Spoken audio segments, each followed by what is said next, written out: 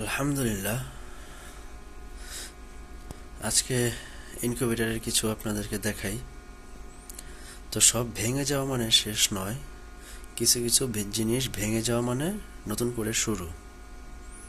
ঠিক আছে, তো তেমনই হলো কি আমার ইনকিউবেটরের ডিমগুলো যদি আপনাদেরকে দেখাই।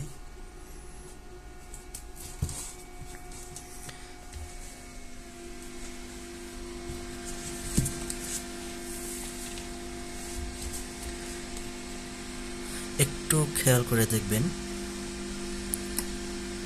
দেখা যাচ্ছে কিছু? এই যে দেখেন, এই যে এই যে এই যে এই যে এখান থেকে এই যে এই যে ঠিক আছে। তো আলহামদুলিল্লাহ, আমার এখানে ডিমগুলো হয়তো বা কালকে সকালবেলা ইনশাল্লাহ হ্যাচিং হবে। তো এখানের 3টাও হয়েছে আলহামদুলিল্লাহ। টোটাল আপনার ডিম হচ্ছে 3টা 6টা 3 3 3 4 12 13 14টা ডিম জমছে, বাচ্চা বেরোতেছে। আর এই ডিমটা যেটা, সেটা আপনার ডিমটা জমছিল, কিন্তু ডিমের ভিতরে বাচ্চা মারা গেছে।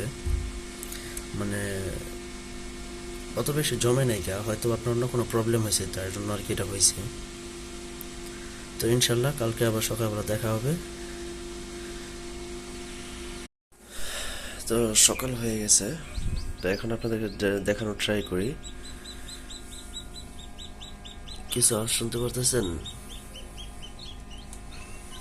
ওকে, তো আপনাদেরকে এখন দেখাই। আমি এখন জানি না যে এটার ভিতরে কয়টা বাচ্চা ফুটছে বা কয়টা কি হয়েছে।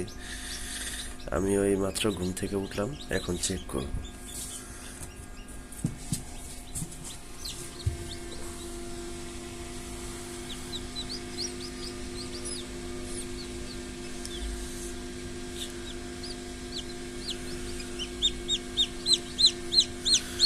চারটা বাচ্চা ফুটছে, এখানে একটা আছে 5টা,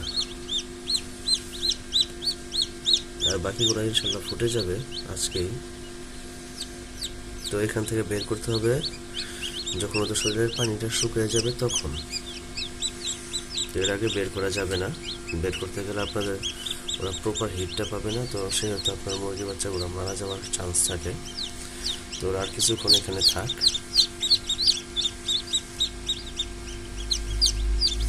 এই যে ওষুধে ময়লা বের আছে, দেখতেই পাচ্ছেন। তো আলহামদুলিল্লাহ, মোটামুটি ইনকিউবেটরের হ্যাচিং রেট আমি খারাপ বলবো না, হ্যাচিং রেট আলহামদুলিল্লাহ ভালো। আলহামদুলিল্লাহ, আমি স্যাটিসফাই।